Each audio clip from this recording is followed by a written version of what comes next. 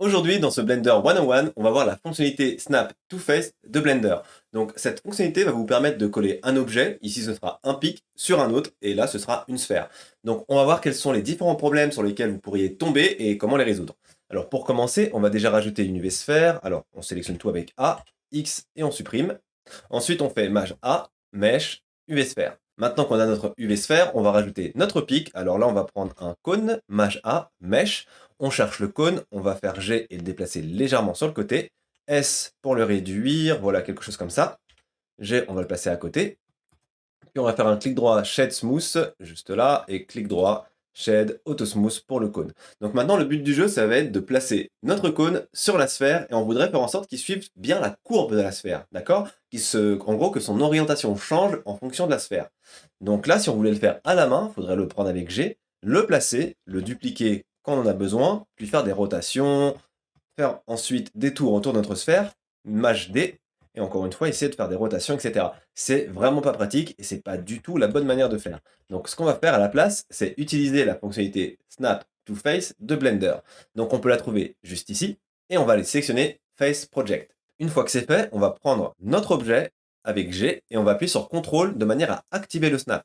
Là, comme vous pouvez le voir, ça va se snapper, mais on ne contrôle pas très bien ce qu'on fait. En gros, il va essayer de coller une partie de notre objet à la sphère, mais on n'arrive pas à avoir un bon contrôle sur notre mouvement. Donc en fait, on va devoir activer deux autres propriétés sur le snap. Donc on reclique ici, on va ensuite cocher Align Rotation to Target et Project Individual Elements. Une fois que c'est fait, on appuie sur G, CTRL, et là on va voir que ça suit bien la courbe de notre sphère, et si on le duplique avec Maj D et qu'on appuie de nouveau sur CTRL, on va pouvoir en placer plusieurs à plusieurs endroits différents. Donc pour la petite explication, ici on a coché Align Rotation to Target de manière à ce que notre pic s'oriente correctement par rapport à la sphère.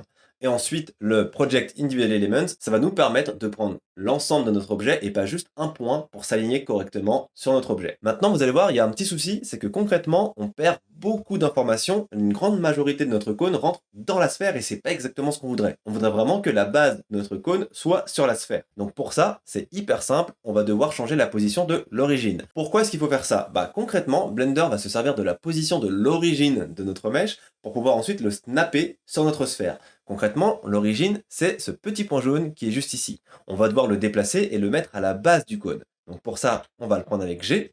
Ensuite, on va passer en mode Edit. On va sélectionner la face du dessous et on va faire Maj S.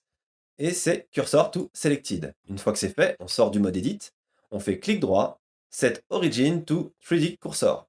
Une fois que c'est fait, on va pouvoir faire G, CTRL, et là on peut voir que la surface est bien collée à notre sphère et que ça rentre plus à l'intérieur. On a déjà réglé un petit problème. Maintenant, mettons que vous voulez, je sais pas, changer un peu la tête du cône parce qu'au final, comme pic, c'est assez banal. Donc vous mettez en vue de face, vous allez le déplacer juste ici, et puis vous allez, je sais pas, passer en mode Edit. Vous allez faire un CTRL B histoire de rajouter un chanfrein à ce niveau-là. Ensuite, un CTRL R pour rajouter pourquoi pas une edge loop. On va prendre lui avec Alt-clic, le déplacer un peu ici, faire un CTRL R, puis un CTRL B, faire Alt-E et Extrude Faced along normals. On tire vers l'intérieur. Voilà, comme ça. On va récupérer celui-ci où finalement il ne sert à rien. On va faire un CTRL X, et puis on va récupérer cette edge-là et la déplacer un peu comme ça. Voilà. Maintenant, on va dire qu'on a une forme qui me convient un peu plus pour un pic un peu plus stylisé pour notre sphère. Et puis là, je vais me dire, ah, bah, et si je faisais un CTRL A, Apply Scale, pourquoi pas, et un CTRL A, Apply Rotation. Et là, c'est ce qu'il fallait pas faire. Mais on ne le sait pas. On le sait pas, donc on fait plein d'autres choses à côté, hein. Donc, si je dis qu'on fait plein d'autres choses, c'est pour justifier qu'après, on ne pourra pas faire CTRL Z. Et une fois qu'on a modifié notre pic comme on le voudrait, on va essayer de le replacer. Pour ça, on va le prendre avec G, on va appuyer sur CTRL, et là, ça marche plus du tout comme prévu. Vous voyez que là, concrètement, le pic, il va pointer vers une autre direction, il va pas pointer vers la direction qu'on voudrait, à savoir, qu'il suive exactement, encore une fois, la courbe de la sphère. Pourquoi est-ce qu'il fait ça? Alors, pour répondre à cette question, il faut déjà savoir comment est-ce que fonctionne le Snap to Face sous Blender. Blender va essayer de faire aligner la normale de la face sur laquelle vous posez votre objet à l'axe Z de votre objet. Donc ça peut paraître un peu compliqué dit comme ça, mais regardez, c'est pas si compliqué. On va sélectionner la sphère, juste là, on va passer en mode Edit, en mode sélection de face, puis je vais aller dans Overlay, et je vais cocher normals, la petite case ici qui correspond à l'affichage des normals. Donc regardez bien, chaque trait bleu que vous voyez, ça correspond à la normale d'une face. Alors qu'est-ce qu'une normale? Ça va correspondre à l'orientation d'une surface. Donc là c'est un peu grossier ce que je viens de dire, mais il pourrait y avoir une autre vidéo à ce sujet. Là, ce qu'il faut retenir pour le moment, c'est l'orientation des normales. Donc là, on va essayer de se concentrer sur, par exemple, cette normale juste là, celle-ci, et je vais vous la souligner de manière à ce qu'on ne la perde pas de vue. Donc je vais prendre l'outil Annotate, et regardez, donc je vais tracer une flèche qui correspond plus ou moins, hein, voilà, je suis pas très fort en dessin, à l'orientation de cette normale, d'accord? Maintenant, on va repasser en mode objet, on va sélectionner notre pic, et on va essayer de le mettre pile au niveau de cette normale. Donc ça devrait correspondre à quelque chose comme ça. Vous voyez, on voit bien mon point, mon origine juste ici. Et maintenant, je vais activer, hop, dans les overlays, juste là dans les viewport gizmo, pardon, on va activer, hop, en local, le gizmo du move. Et là, regardez, on peut voir que l'axe Z local de notre pic, c'est très important, c'est le local, est parfaitement aligné avec la normale. Donc, sur mon dessin, on voit pas que c'est parfait, mais concrètement, croyez-moi, c'est parfaitement aligné avec la normale. Ce qui se passe, c'est que Blender va essayer, comme je vous l'ai dit tout à l'heure, hein, d'aligner la normale de la face sur laquelle le pic est placé avec le vecteur Z du pic. Ok? Donc maintenant, on va essayer de changer l'axe Z du pic de manière à ce qu'il soit bien aligné par rapport au sommet du pic. Voilà, c'est quelque chose qui est en soi plus ou moins complexe, il y a plusieurs manières de le faire. Heureusement, dans notre cas, ça va être assez simple. Et en fait, une petite astuce. Donc là, ce qu'on va faire, on va déjà, je vais retirer hop, les annotates, histoire que ça ne nous gêne pas. Ensuite, on va sélectionner notre cône, je vais juste le déplacer. Alors là, certains pourraient être tentés de dire, il suffit juste de faire un CTRL A, Apply, Rotation, mais non, parce que si on fait ça, il va juste aligner l'axe Z, Y et X local de notre pic sur l'axe global de notre environnement. Et c'est pas ce qu'on veut. Nous, ce qu'on veut là, c'est vraiment l'aligner avec le sommet du pic. D'autres pourraient se dire, je vais pas faire un CTRL A, Apply Rotation, je vais juste faire un Alt R pour clear la rotation.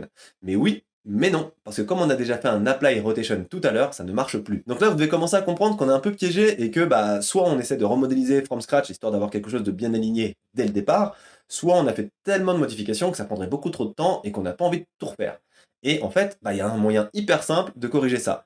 Alors là, c'est une petite astuce. Ce que vous allez faire, vous allez ajouter avec Maj A un plan, juste ici. Vous allez le redimensionner, voilà, vous faites un petit S, puis ensuite vous faites CTRL A, Apply, Scale. Une fois que c'est fait, vous allez le choper avec G et appuyer sur CTRL de manière à l'aligner avec la surface juste ici. Donc G, CTRL, voilà. Une fois que c'est fait, vous validez. Et là, regardez, votre plan a un axe Z qui, lui, est bien aligné avec le sommet du pic. Il n'est pas encore correctement orienté, à savoir que là, il fait face vers le bas alors qu'il devrait faire face vers le haut, mais concrètement, il est bien aligné. Donc, ce qu'on va faire, c'est essayer de transférer cette information sur l'origine du cône. Ne vous inquiétez pas, ça a l'air compliqué, mais ça ne l'est pas. Ce qu'on va faire, c'est utiliser la feature Join de Blender qui va nous permettre de joindre deux objets en un seul.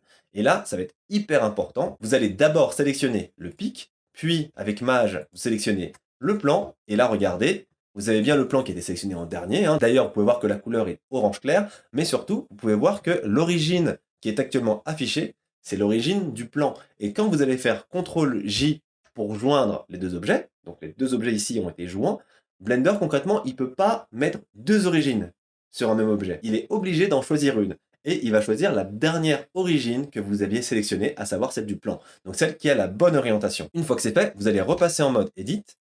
Vous allez ensuite sélectionner cette face, faire X, Delete, Faces. Maintenant, vous sortez du mode objet et regardez, vous avez bien récupéré une origine avec des axes correctement alignés. Maintenant, ce qu'on devrait faire, c'est changer la direction de l'axe Z parce que pour le moment, il pointe vers le bas. Donc, qu'est-ce que ça change? Concrètement, ça change que si maintenant je fais G, CTRL, le cône va bien être plaqué contre la sphère, mais pas dans le bon sens. C'est CTRL Z. Donc encore une fois, il y a plusieurs façons d'essayer de corriger ce petit problème-là. La plus simple, ça va être tout bête. On va faire un S, Z. Attention, le premier Z est le Z sur l'axe global. On va réappuyer une fois sur Z pour passer sur l'axe local. Vous le voyez bien d'ailleurs, ça va bien suivre la direction qu'on avait mis tout à l'heure, à savoir de la base vers le sommet. Une fois qu'on a cet axe de sélectionné, on va faire -1. Ça aura pour effet de juste lui faire un flip sur lui-même, sur l'axe Z local. On valide. Maintenant, ce qu'on va faire, c'est juste un CTRL A, Apply, Scale. Et voilà. Là, vous pouvez voir que l'axe Z local pointe à présent bien vers le sommet du pic. Une fois que c'est fait, on va faire G, CTRL, et on va le placer sur la surface de notre sphère. Et vous pouvez voir que là, pour le coup, il s'affiche correctement. Donc là, j'ai un petit problème de shading. Je vais voir si mon clic droit achète AutoSmooth suffit, ça suffit. Donc là, on est content. Et on n'a plus qu'à faire un Match D tout en maintenant la touche CTRL enfoncé pour pouvoir le placer à différents endroits de notre sphère. Enfin voilà, je pense que vous avez un peu compris l'idée. Et en fait, là, ce que je viens de vous montrer quand même, c'est une astuce qui m'a personnellement pris beaucoup de temps à trouver. C'est pas quelque chose d'hyper intuitif, mais ce qu'il faut retenir, lorsque vous allez utiliser la fonctionnalité Snap to Face, vous allez faire correspondre la normale d'une face à l'axe Z de l'objet que vous essayez de positionner. C'est hyper important et une fois que vous aurez compris ça, vous allez pouvoir utiliser cette fonctionnalité comme bon vous semble sans jamais vous tromper. Il faut quand même avouer que c'est hyper satisfaisant de pouvoir mettre ces objets là où on veut, quand on veut, sans devoir se prendre la tête pendant 1001 heures. Voilà, c'est tout pour ce Blender 101. J'espère que ça vous aura servi. Personnellement, c'est quelque chose qui m'a vraiment pris beaucoup de temps à trouver, donc j'espère qu'à vous, ça vous fera gagner tout autant de temps au moins. Et si vous appréciez ce contenu, n'hésitez pas à vous abonner, à liker et à commenter. Ça m'aide énormément et je vous retrouve soit sur YouTube, soit sur Twitch, soit sur TikTok. À bientôt. Salut!